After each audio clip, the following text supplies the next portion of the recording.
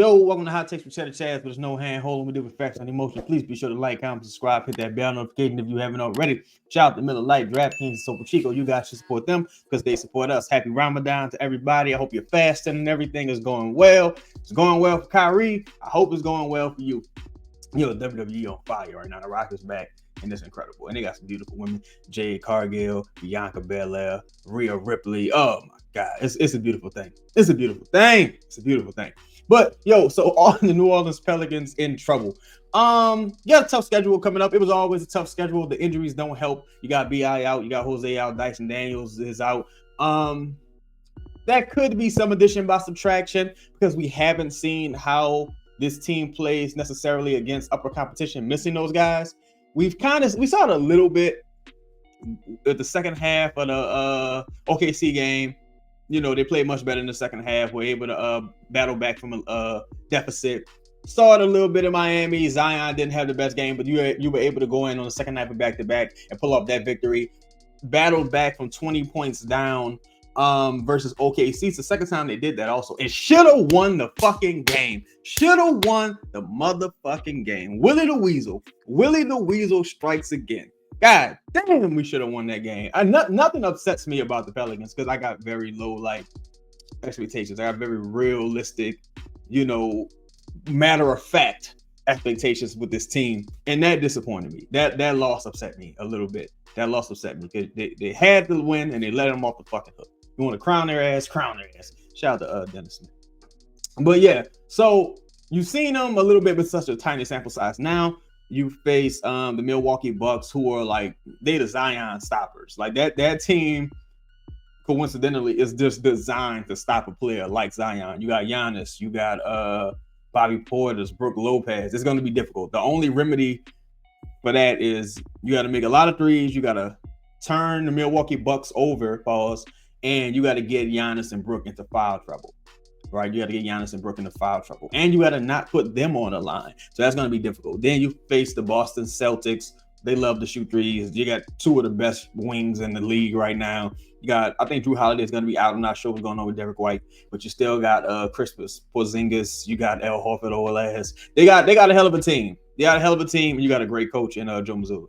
So, the schedule's getting rocky, man. Dallas plays the Kings again tonight. So Dallas on your heels. The Suns just won. They on your heels, and you play the Suns soon. So realistically, the Pelicans, I'm going to say most likely the Pelicans drop to the 7th seed in the short term, right? Now, that's most likely just based on the injuries and history, right? They could come out there and beat the Suns. They could steal a game from the Boston or Milwaukee because those teams, Boston especially, they lost to the Atlanta Hawks.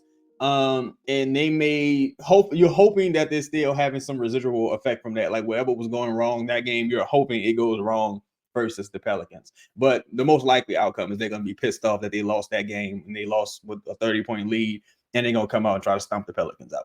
Milwaukee Bucks, it's a toss-up. I feel like if you get the best version of Zion, you do those street things as far as you outshoot them, you get Giannis and Brook and Bobby into foul trouble. I think you can steal that game. But the most important games, I would imagine, is going to have to be those Suns matchups. The Pelicans have 2 Suns matchups left. They have an opportunity to win the tiebreaker. They're already on the tiebreaker with the Kings. I think we may have one more Dallas game, if I'm not mistaken. We may have one more Dallas game. I know we play the Lakers again as well, and we play the Warriors again. This schedule, I think it's 10 games left. These next 10 games are going to be fucking crazy. You play Orlando, you play Boston, you play Milwaukee, you play Phoenix. You play the Warriors, you play the Lakers. It's gonna be tough sledding, and you're gonna get to see what this team is made of. And if this team is able to succeed over these next 10 or so games, then it's gonna answer a lot of questions for you. If they aren't able to succeed in these next 10 or so games, that to me that provides, I think it's gonna give a simplistic answer, but not necessarily the right answer. The thrill and excitement of March Mania is here, and DraftKings Sportsbook, one of America's top-rated sportsbook apps, is giving new customers a shot to turn $5 into $150 instantly in bonus bets with any college basketball bet. Download the DraftKings Sportsbook app and use code BOOT. New customers can bet $5 to get $150 instantly in bonus bets, only at DraftKings Sportsbook with code BOOT. The crown is yours. Gambling problem? Call 1-800-GAMBLER or visit 1-800-GAMBLER.net. In New York, call 877-8-HOPE-NY or text HOPE-NY 467-369. In Connecticut, help is available for problem gambling. Call 888-789-7777 or visit ccpg.org. Please play responsibly. On behalf of Boot Hill Casino and Resort in Kansas, 21 and over, age varies by jurisdiction. Void in Ontario. Bonus bets expire 168 hours after issuance. See dkng.com/promos for eligibility and deposit restrictions, terms, and responsible gaming resources. You know what I'm saying? I think it's going to give you a simplistic answer like, well, we were injured and that's why it happened. But it's like, no, you're 0-18 in the clutch all season. You're 0-18. Like you have a really good record versus above 500 teams. But let's think about when you played those teams, second night of back-to-backs, no Donovan Mitchell, no this person, no that person. Like, you know, the circumstances were kind of tilted in the Pelicans' favor a lot of those times, be it rest advantage or health advantage. Now that you may not have any of those advantages down the stretch, it's going to be interesting to see how this team is able to respond, especially considering you'll never have the coaching advantage going into any matchup. You're starting every matchup out as a deficit from the coaching perspective. And that being the case, you're going to have to battle back and overcome that. It's 6-on-5 every time the Pelicans play. 6-on-5. And if you're having a rough officiating night, it's 9 on fucking 5. I think there's 3 referees, right? It's 9 on 5. So the Pelicans, it's going to be an uphill battle. But I think I saw a lot of positive things, even from that OKC game. It's just a shame that they couldn't close. That reared its ugly head. But I did see a lot of positives. We just gotta, I don't know, man.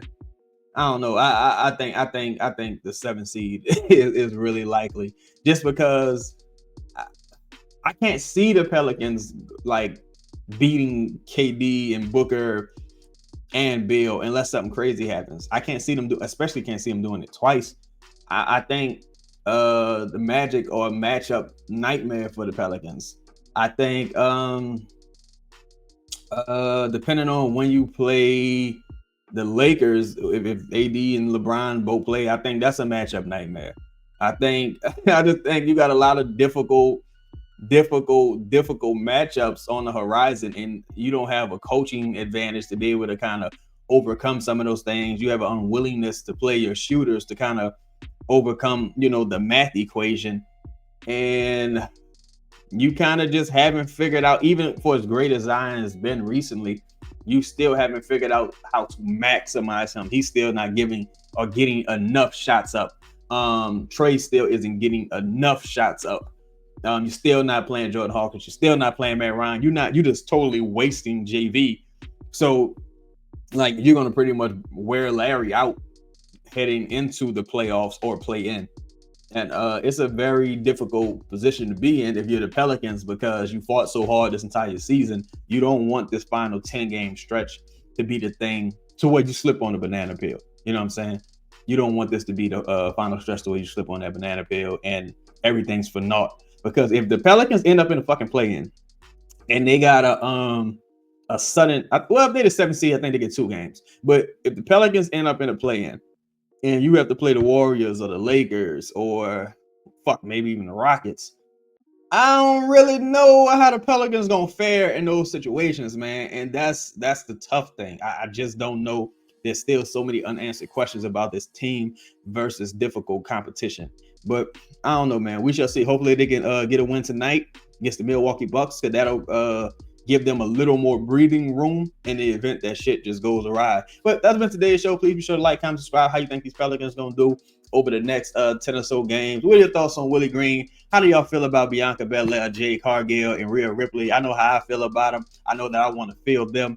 And just leave your comments. I'm out. Peace.